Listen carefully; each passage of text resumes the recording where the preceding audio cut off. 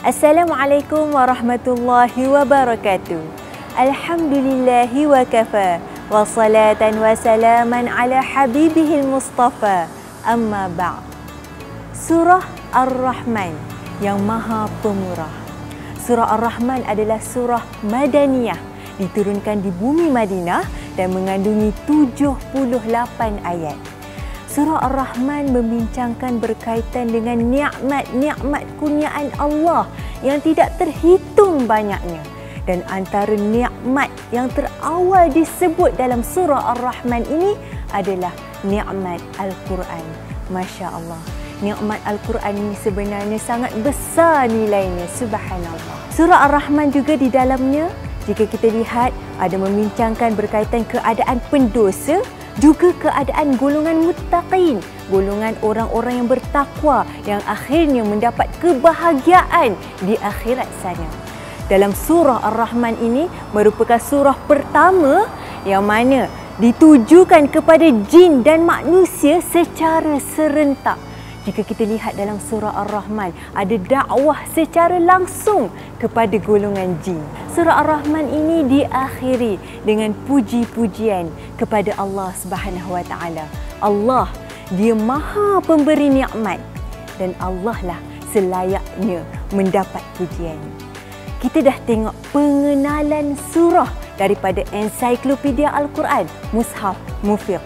Jom kita tengok pula Khulasatul Quran, ringkasan Al-Quran berkaitan dengan surah Ar-Rahman yang juga terdapat dalam Ensiklopedia Al-Quran, Mushaf Mufiq. Ayat 1 hingga ayat 25 dalam surah Ar-Rahman menceritakan tentang nikmat-nikmat, juga nikmat Al-Quran.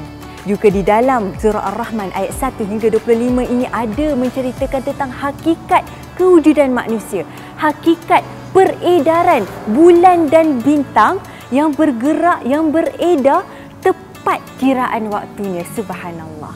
Juga kita dapat lihat pokok, bintang sujud kepada Allah Subhanahu Wa Taala. Juga diterangkan dalam antara ayat 1 hingga 25 ini hakikat kejadian asal usul manusia. Seterusnya ayat 26 hingga ayat 45 dalam surah Ar-Rahman menerangkan tentang hakikat segala makhluk ini akan berakhir. Segala kejadian makhluk di atas muka bumi ini akan musnah. Sebab itu kita sentiasa diingatkan, jangan sampai kita terhanyut, terleka dengan dunia yang hanya bersifat sementara, dengan keseronokan, hiburan, permainan dunia. Moga-moga kita tidak tergolong dalam golongan yang terus dilekakan dengan nikmat dunia yang sementara. Seterusnya dalam surah Ar-Rahman ayat ke-46 hingga ayat yang terakhir, ayat 78 pula, menerangkan keadaan orang-orang yang bertakwa di dalam syurga. Subhanallah. Inilah matlamat utama kita. Moga-moga Allah bimbing kita, Allah bantu kita untuk sentiasa berusaha menjadi hamba Allah yang paling bertakwa di sisi Allah Subhanahu Wa Taala. Seterusnya kita semua dikumpulkan dalam syurga yang bersifat kekal abadi. Amin, amin ya rabbal alamin.